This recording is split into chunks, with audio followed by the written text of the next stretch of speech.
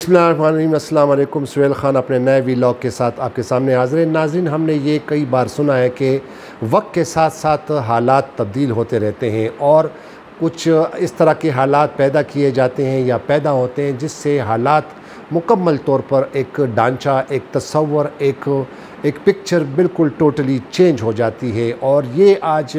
हमने देखा कि ना सिर्फ़ अमूमी तौर पर जो हालात बदलते रहते हैं, मुल्क के हालात बदलते रहते हैं, दुनिया के हालात बदलते रहते हैं, लेकिन आज हमने देखा कि सुप्रीम कोर्ट ऑफ पाकिस्तान, जो कि पाकिस्तान की सबसे बड़ी अदालत है, आज सुप्रीम कोर्ट ऑफ पाकिस्तान में भी एक मंज़र बिल्कुल ही मुख्तलिफ और डिफरेंट नौइयत का हमें मिला। और ये जो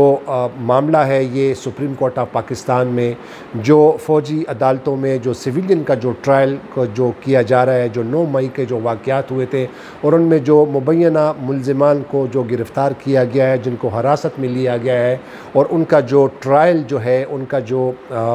वो फ़ौजी अदालतों में होगा उन सिविलियन का, तो इस बाबत से आज सुप्रीम कोर्ट ऑफ पाकिस्तान में बड़े केस की समाअत हुई। आपको पता है कि सुप्रीम कोर्ट ऑफ पाकिस्तान में फ़ौजी अदालतों में सिविलियन के ट्रायल को जो चैलेंज किया गया है मुख्तलिफ़ दरख्वास्त गुज़ारों में, जिनमें बैरिस्टर एतज़ाज़ एहसन, साबिक़ चीफ जस्टिस जवाद ख्वाजा और पाकिस्तान तहरीक इंसाफ के चेयरमैन इमरान ख़ान और सुप्रीम कोर्ट बार एसोसिएशन के सदर आबिद ज़ुबैरी और कई दीगर दरख्वास्त गुज़ारों ने फ़ौजी ट्रायल यानी जो सिविलियन का जो ट्रायल है उसको चैलेंज किया गया है। आज 1 अगस्त को 6 रुकनी लार्जर बेंच, जिसको हेड कर रहे थे चीफ जस्टिस उमर अता बंदियाल, आज उन्होंने इस केस की समाअत की और आज समाअत के दौरान एक मुख्तलिफ टोटली डिफरेंट ढांचा, मुख्तलिफ रुख, मुख्तलिफ तस्वीर हमें देखने को मिल आई। और chief justice of Pakistan justice Umar Ata Bandial को बड़ा बेताब पाया गया, बड़े बेचैन थे। और जो कल आपको एक व्लॉग मैंने किया था और आपको बताया गया था कि इन्हीं दरख्वास्त गुज़ारों में एक दरख्वास्त गुज़ार ने कल सुप्रीम कोर्ट ऑफ पाकिस्तान से इल्तिजा की थी कि ये जो तमाम दरख्वास्तें हैं इनके लिए फुल कोर्ट तश्कील दिया जाए। और आज जब समाअत शुरू हुई तो chief justice of Pakistan justice Umar Ata Bandial बड़े बेचैन नज़र आए और उन्होंने सबसे समाअत शुरू होने से पहले कहा कि फैसल सदीकी साहब कहाँ गए हैं, कहाँ चले गए वो। तो उनको अदालत में बताया गया कि वो आज आए हुए हैं लेकिन थोड़ी देर के लिए बाहर गए हैं और अभी वो आ जाएंगे। तो आज चीफ जस्टिस साहब जो है बिल्कुल टोटली डिफरेंट नज़र आए। और आपको बताता चलूँ कि इससे पहले जो सुप्रीम कोर्ट के जो इस 6 रुकनी बेंच के जो कुछ 2 जज साहिबान थे, जिन्होंने पहले हुकूमत की जानिब से जो दरख्वास्त दायर की गई थी कि इसके लिए एक फ़ुल कोर्ट तश्कील दिया जाए, और उनमें से कुछ 2 जज साहिबान ने उस पर उस वक्त बड़ा एतराज़ उठाया था कि फ़ुल कोर्ट हम क्यों सुने, 1 महीने के लिए हमने केस सुन लिया है, लिहाजा अगर हम दोबारा फ़ुल कोर्ट तश्कील देंगे तो इसके लिए तो फिर बाकायदा तौर पर सिरे से केस को शुरू करना होगा। और उन 2 जज साहिबान ने उस पर एतराज़ उठाया था, जिसमें जस्टिस मुनीब अख्तर और जस्टिस एजाजुल एहसन। लेकिन आज ये 2 जज साहिबान बिल्कुल पुरस्रार खामोशी उन्होंने इख्तियार की थी, वो बिल्कुल चुप बैठे हुए थे। और जब फैसल सदीकी साहब, जिन्होंने कल एक दरख्वास्त गुज़ार के वकील है, जिन्होंने कल सुप्रीम कोर्ट ऑफ पाकिस्तान में दरख्वास्त दायर की थी कि इन दरख्वास्तों को एक फ़ुल कोर्ट तश्कील दिया जाए, क्योंकि उन्होंने कुछ रीज़न्स दिए थे और वो कुछ वजूहात ये थी कि उन्होंने मुख्तलिफ़ साबिक़ दौर में जो cases supreme court of Pakistan ने सुने थे मिलिट्री कोर्ट्स के हवाले से, फ़ौजी अदालतों के हवाले से, उन तमाम केसों में उनका कहना ये था कि उस वक्त उसके फुल कोर्ट ने या कम अज़ कम 9 रुकनी बेंच ने उन केसों की समाअत की थी। साथ ही साथ उन्होंने ये भी कहा था कि ये जो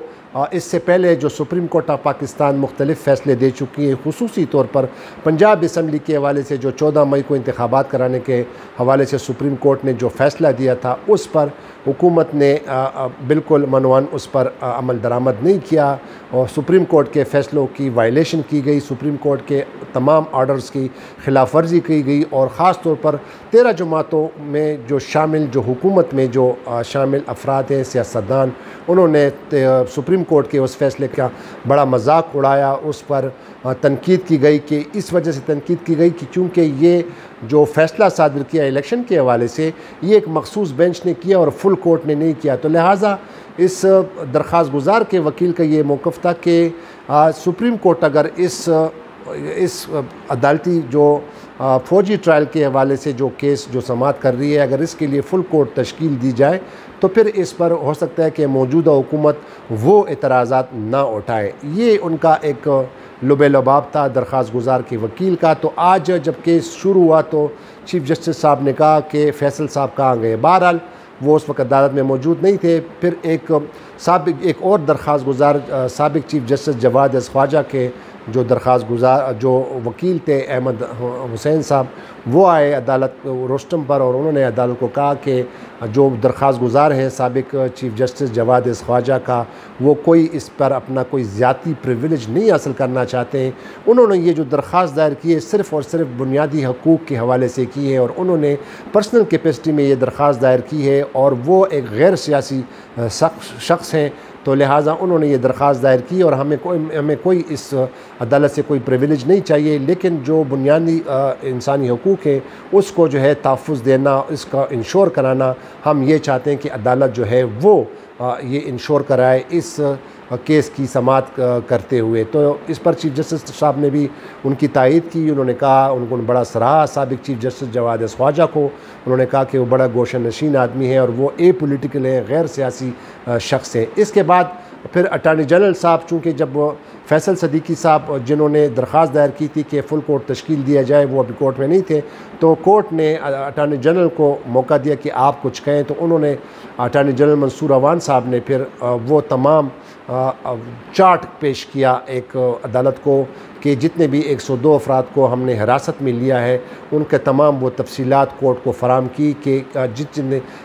मुल्क के जितने भी बेशतर इलाकों में जितने भी फ़ौजी तनसीबात थे, चाहे वो मुल्तान है, चाहे वो बावलपुर है, चाहे वो लाहौर है, चाहे वो मर्दान है, जितने भी फ़ौजी तनसीबात पर हमले किए गए और उनमें जो मुलविस अफराद थे उनकी जो 102 अफराद को जो उन्होंने चुनाव किया है बड़े एहतियात के साथ किया है। तो लिहाजा ये वो तमाम अफराद हैं जिनके ख़िलाफ़ फ़ौजी अदालतों में मुकदमा चलाया जाएगा। तो इस पर चीफ़ जस्टिस साहब ने कहा कि आपके कहने का मतलब ये है कि जो 102 अफराद को जो मुंतखब किया गया है, जो सेलेक्ट किया गया है, ये वही अफराद थे जो फ़ौजी तनसीबात पर मुलविस हैं उन हमले करने के। तो उन्होंने कहा जी बिल्कुल यही। साथ ही साथ जस्टिस मज़ाहिर अली नकवी साहब ने उनसे सवाल किया कि ये जो आपने ये तमाम ये जो मुंतखब की 102 अफराद का, इनके लिए आपने क्या तरीक़ा इख्तियार किया गया है, इनके लिए क्या मेकनिज़म के तहत आपने इनका चुनाव किया है, इसका इंतखाब किया है। तो इस पर अटार्नी जनरल का कहना था कि ये जो हमने जितनी भी पहले अदालत को फुटेज तमाम तस्वीर जो फराम की गई हैं उन्हीं फुटेज के हवाले से और फिर तहकीकात की गई। अटार्नी जनरल साहब का कहना था कि 102 अफराद का जो इंतखाब किया गया और जो सेलेक्ट किया गया बड़े एहतियात के साथ, लिहाजा इन्हीं 102 अफराद का मिलिट्री कोर्ट्स में इनका ट्रायल किया जाएगा। इसके बाद फिर फैसल सदीकी साहब आए जिन्होंने कल दरख्वास्त दायर की थी और उन्होंने फिर वही मौक़िफ़ अपनाया जो कल उन्होंने अपनी दरख्वास्त में दिया था, वही चीज़ें दोहराई कि बेहतर ये होगा कि फ़ुल कोर्ट तश्कील दिया जाए। लेकिन इस पर अदालत ने फिर कहा कि हम जो दूसरे दरख्वास्त गुज़ार है, जो मेन दरख्वास्त गुज़ार है, उनका मौक़िफ़ भी जानते हैं कि वो क्या कहते हैं। फिर एतज़ाज़ एहसन साहब आए। एतज़ाज़ एहसन साहब जो दरख्वास्त गुज़ार हैं, जिन्होंने मिलिट्री अदालतों के जो सिविलियन का जो ट्रायल कर रहे हैं उसको जो चैलेंज किया है, उन्होंने कहा कि मेरी लाइफ में ये फ़र्स्ट टाइम जो है ना, एक मेरे लिए एक बहुत अजीब व गरीब सिचुएशन है कि आज एक फ़ुल कोर्ट की इसके लिए दरख्वास्त की गई है। और उनका ये कहना था कि जो बुनियादी इंसानी हकूक़ का हवाला दिया उन्होंने कि इस केस का ताल्लुक़ जो है बुनियादी इंसानी हकूक़ से है, तो लिहाजा ये जो फ़ुल कोर्ट की दोबारा ये अब एक इस्तदा की गई एक दरख्वास्त गुज़ार ने, तो ये और कुछ भी नहीं है, सिर्फ़ इस प्रोसेस को तूल देने के लिए, इसको डिले करने के लिए ये किया जा रहा है। और उस पर एतज़ाज़ एहसन साहब ने फिर ये भी कहा कि हमने तो पहले भी कहा था कि जो पहले जो दो जज साहिबान हैं, यानी जस्टिस काजी फ़ाइज़ और सरदार तारिक मसूद जो इस बेंच से अलग हो गए थे, उनको भी हमने रिक्वेस्ट की थी कि वो इस बेंच का हिस्सा बने। तो एतज़ाज़ एहसन का कहना था कि फ़ुल कोर्ट तश्कील ना दिया जाए और जो जज साहिबान जो 6 रुकनी बेंच है, हमें इस पर पूरा मुकम्मल एतमाद है, लिहाजा इसको मंतकी अंजाम तक ये प्रोसीडिंग पहुँचाएँ, इसका फ़ैसला करें। इस पर फिर बाद में जो दूसरे दरख्वास्त गुज़ार इमरान ख़ान के जो वकील है शुएब शाहीन, वो अदालत पर आए। उन्होंने कहा कि जनाब ये फुल कोर्ट की जो इस्तदा की गई है ये सिर्फ़ और सिर्फ इस केस को तूल देने के लिए, इसको डिले करने के लिए किया गया है। और उन्होंने ये कहा कि ये तो कोई मंतक नहीं है कि जिसके हक़ में फ़ैसला आए तो वो बेंच पर एतराज़ नहीं करता, और अगर किसके ख़िलाफ़ फ़ैसला आता है तो फिर उस पर बेंच पर एतराज़ात उठाए जाते हैं। तो ये कहा कि ये मंतक जो है ऐसा नहीं है, क्योंकि सुप्रीम कोर्ट का फ़ैसला जो है वो जिस पर भी जब भी कोई सुप्रीम कोर्ट फ़ैसला देती है तो वो उस पर सब पर लाजिम है कानून के मुताबिक कि अमन वन उस पर